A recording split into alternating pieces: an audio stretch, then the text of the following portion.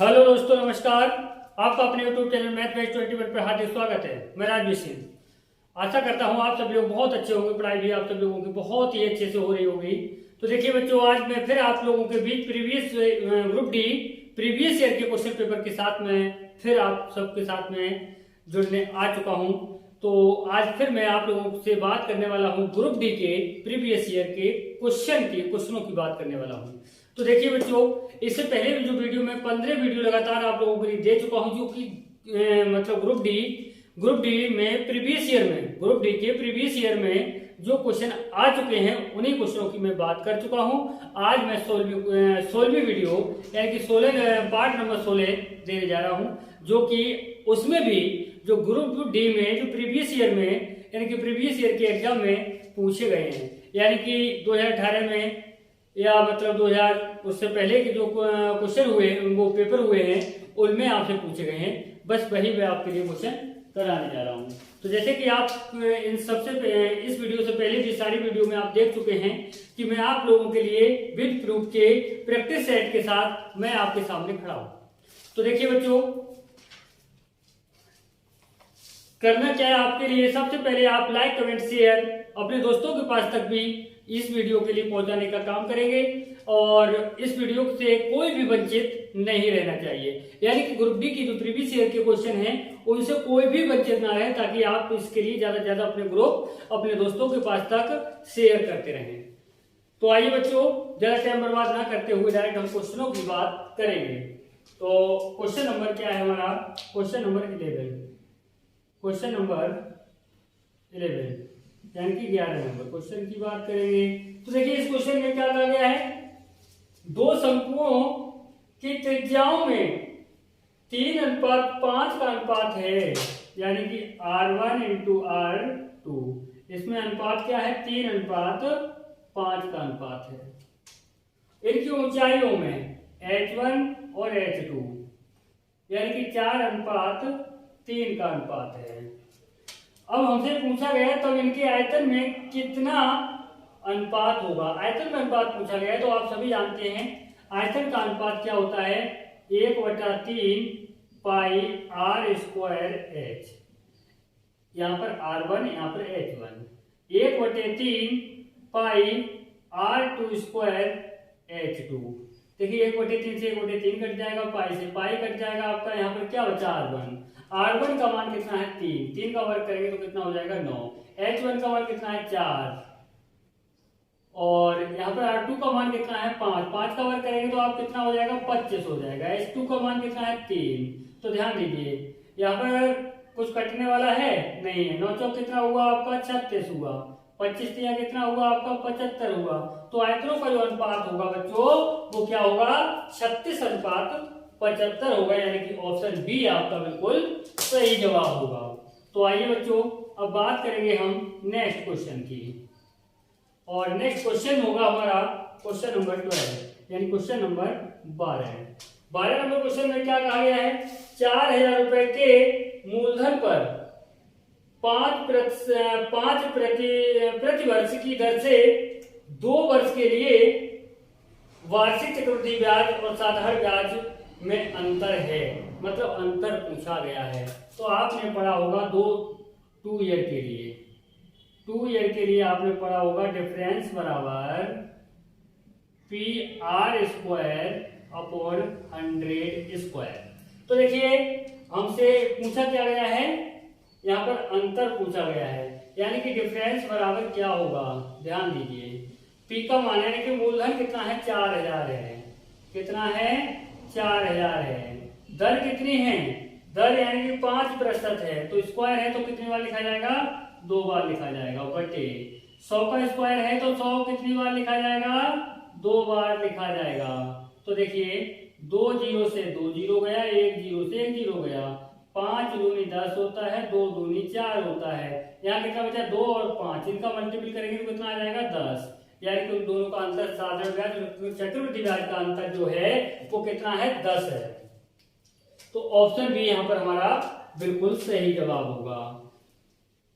तो आइए बच्चों अब बात करेंगे नेक्स्ट क्वेश्चन की। नेक्स्ट क्वेश्चन क्या होगा हमारा, क्वेश्चन नंबर 13। क्वेश्चन नंबर 13 में क्या कहा गया है, एक मिश्र धातु में जिंक को आप क्या लिखते हैं Zn, जिंक और कॉपर को क्या लिखते हैं Cu, और एल्युमिनियम यानी कि Al का भार जो है 2:3:7 के अनुपात में है। 48 किलोग्राम भार की मिश्र धातु में कितने किलोग्राम की है, 48 किलोग्राम की मिश्र धातु में, यानी कि 48 किलोग्राम जो है ये मिश्रण है। जिंक तथा एल्युमिनियम के भार में अंतर क्या है, जिंक और एल्युमिनियम के भार में अंतर पूछा है। तो जिंक और एल्युमिनियम के जो अनुपात में अंतर होगा, तो देखिए अंतर क्या है 7 और 2, इनका अंतर कितना होगा 5 बटे इनका योग क्यों लिखा जाएगा, टोटल दिया गया है तीनों के अनुपात का जो मिश्रण है। तो देखिए 2, 3, 5 और 7 कितना होगा 12, गुणा कितना है टोटल 48 केजी, तो गुणा कर दीजिए 48 से, 12 चौक कितना होता है 48, 5 चौक कितना होता है 20, तो इनका अंतर क्या है 20 किलोग्राम। यानी कि अगर हम बात करेंगे तो ऑप्शन ए हमारा यहाँ पर बिल्कुल सही जवाब होगा, ऑप्शन ए। तो बच्चों घबराइए नहीं, बने रहें आप वीडियो के अंत तक, आपके लिए इससे भी बेहतरीन कॉन्सेप्ट देने जा रहा हूँ। अब बात करेंगे क्वेश्चन नंबर 14। क्वेश्चन नंबर 14 में क्या कहा गया है, 14 नंबर क्वेश्चन में क्या कहा गया है, यहाँ कहा गया है किसी वस्तु के विक्रय मूल्य तथा क्रय मूल्य का अंतर, यानी कि अगर मैं बात करूं सीपी और आपका एसपी, इन दोनों का जो अंतर है वो कितना है 210 रुपए है।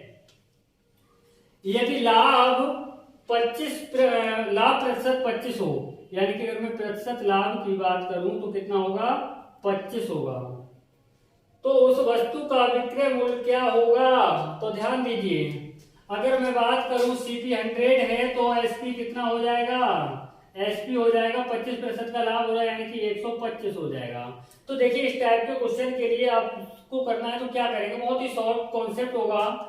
यहाँ पर आपके लिए ये देखना है कि जो विक्रय मूल्य है वो प्रॉफिट का कितना गुना है, कितना गुना है, यानी कि 25 पंजे 125, 5 गुना है।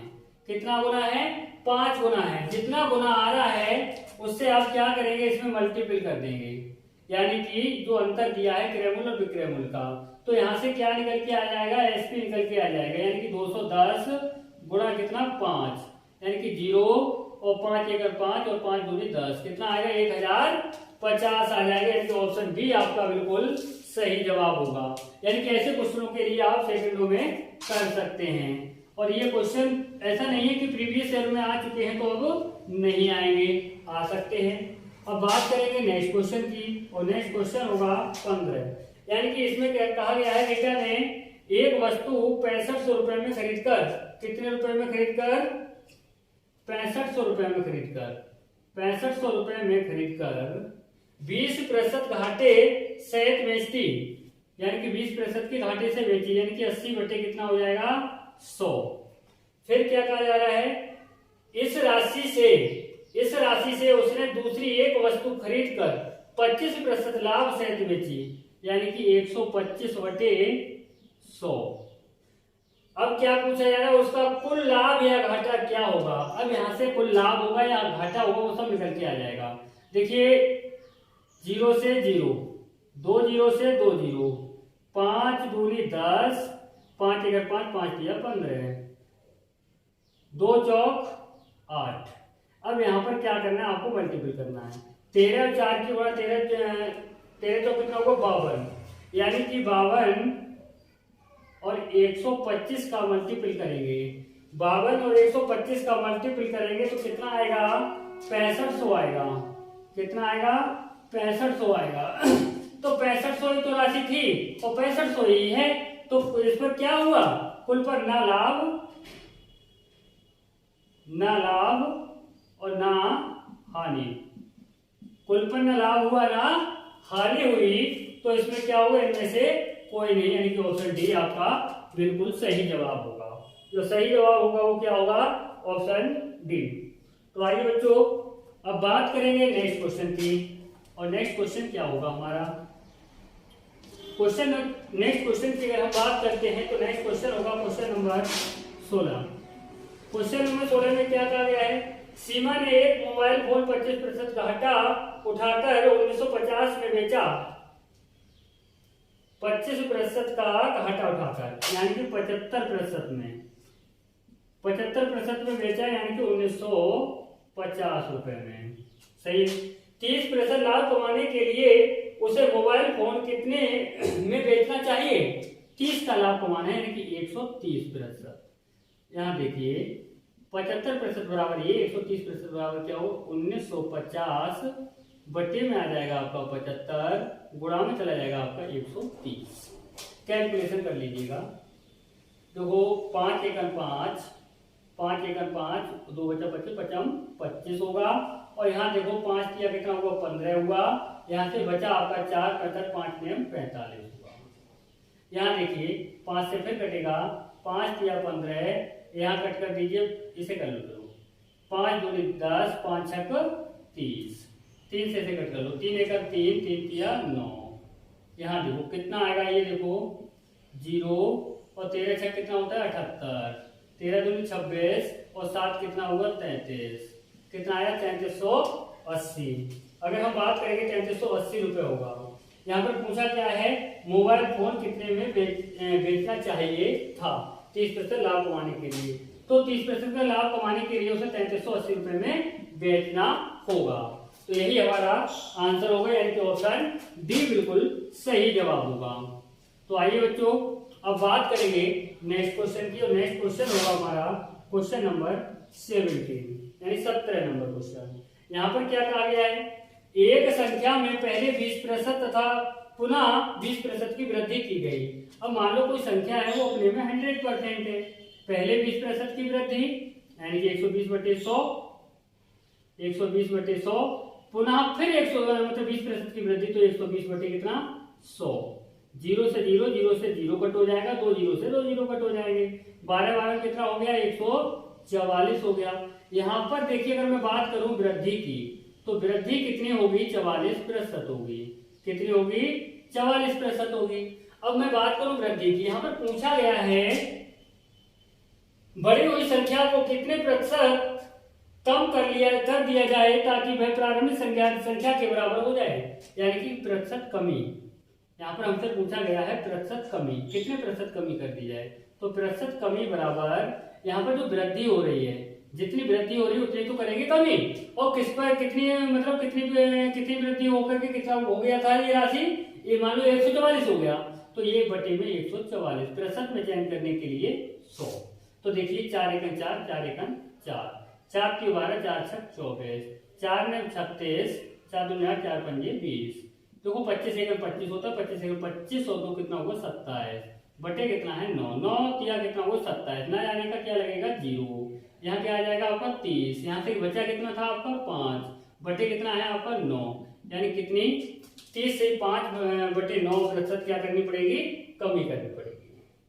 तो देखिए यहाँ पर हमारा ऑप्शन जो होगा ऑप्शन बी हमारा बिल्कुल सही जवाब होगा।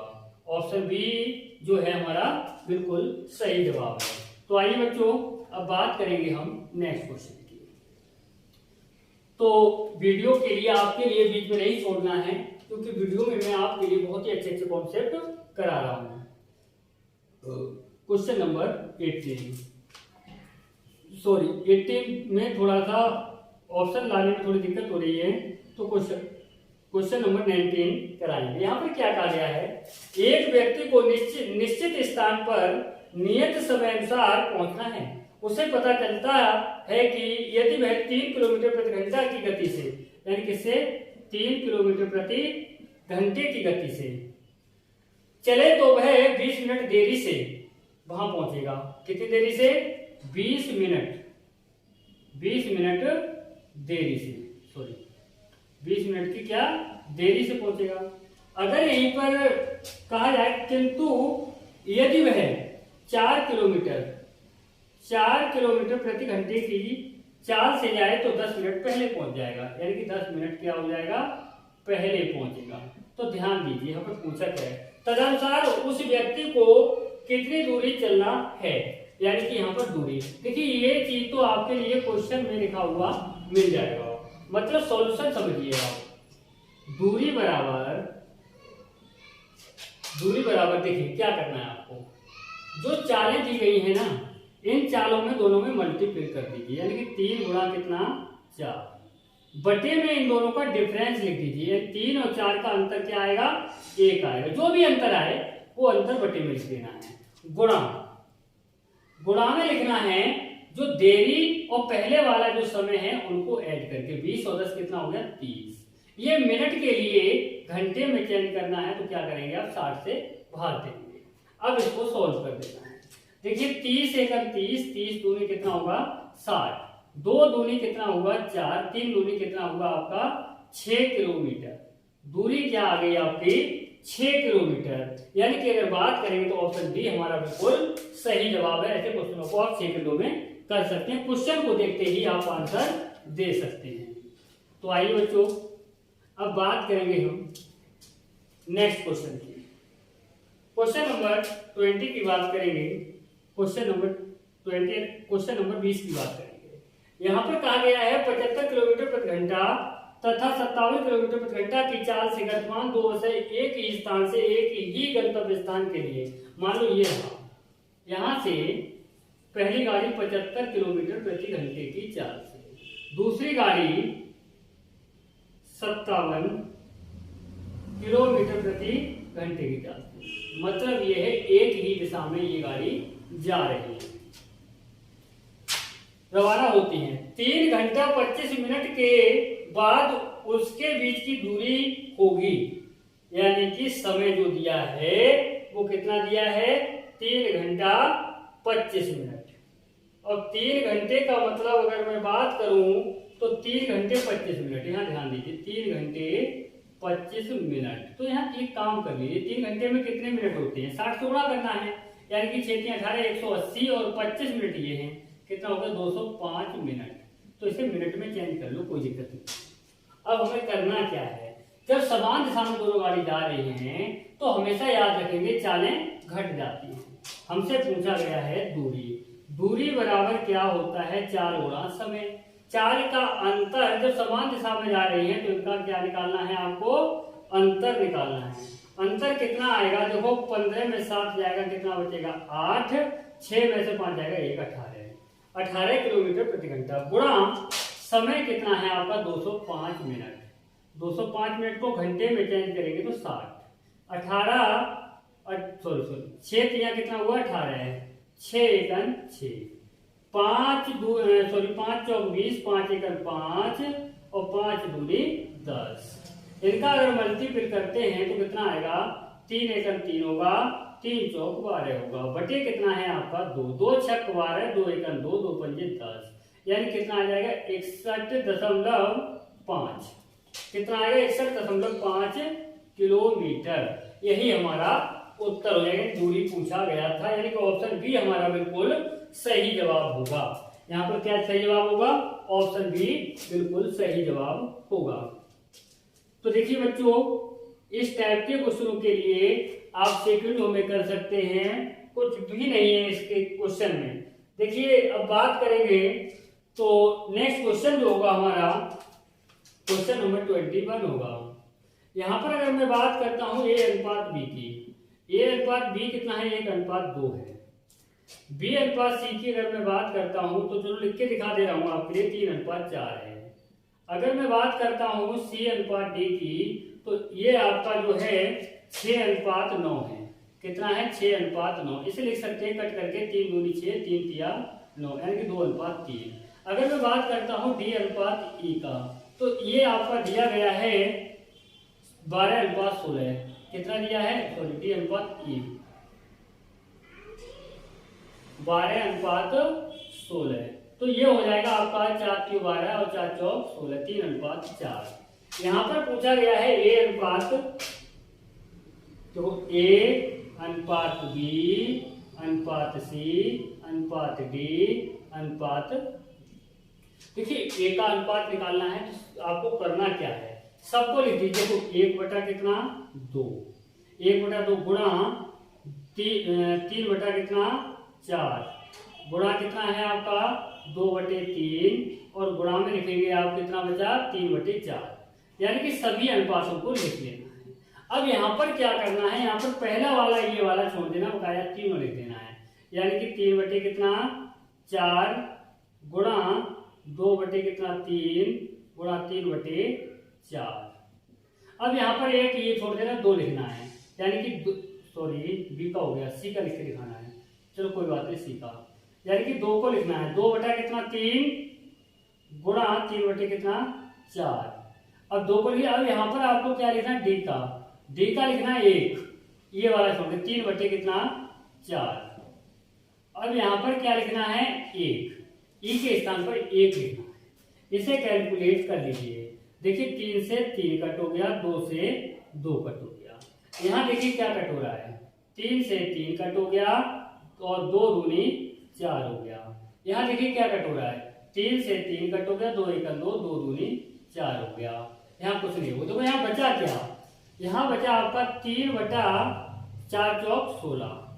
यहाँ पर क्या बचा आपका 3 बटा 4 दूनी 8। यहाँ क्या बचा आपका 1 बटे 2 और यहाँ कितना है आपका 3 बटे 4 और यहाँ पर कितना है 1।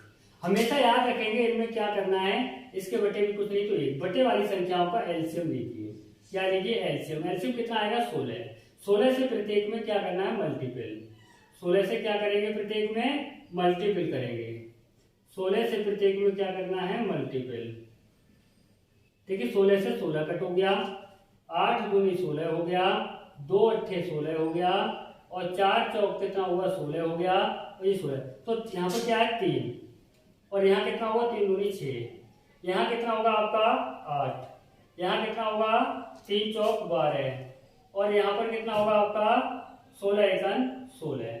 यानी कि 3 6 8 कितना आएगा 3 6 8 12 16। यानी कि ऑप्शन डी आपका बिल्कुल सही जवाब होगा। जो सही जवाब होगा वो क्या होगा, ऑप्शन डी होगा। तो देखिए बच्चों इस टाइप का क्वेश्चन एग्जाम में बार बार रिपीट किया जाता है, बार बार रिपीट किया जाता है। अगर तरीका आपको सही से आता है तो आराम से आप ऐसे क्वेश्चनों के लिए सेकंडों में कर सकते हैं। तो मेरे प्यारे बच्चों, मैं आप लोगों के लिए मेहनत कर रहा हूं, तो मुझे लगता है कि मेहनत का नतीजा अच्छा ही होना चाहिए। अच्छा का मतलब क्योंकि आपका रिजल्ट अच्छा होगा। जब आप मन से पढ़ेंगे, मेहनत से पढ़ेंगे तो रिजल्ट भी आपका अच्छा होगा। तो मेरे भाइयों, आप लोगों से बस यही निवेदन है, लाइक कमेंट शेयर ज़्यादा से ज़्यादा करते रहें और जो भाई हमारे पहली बार वीडियो को देख रहे हैं वो सब्सक्राइब करें। सब्सक्राइब करने के बाद में बेल आइकन घंटी पे जाकर के ऑल को प्रेस करें ताकि हमारी वीडियो का नोटिफिकेशन सबसे पहले आप लोगों के पास तक पहुंचता रहे। जय हिंद।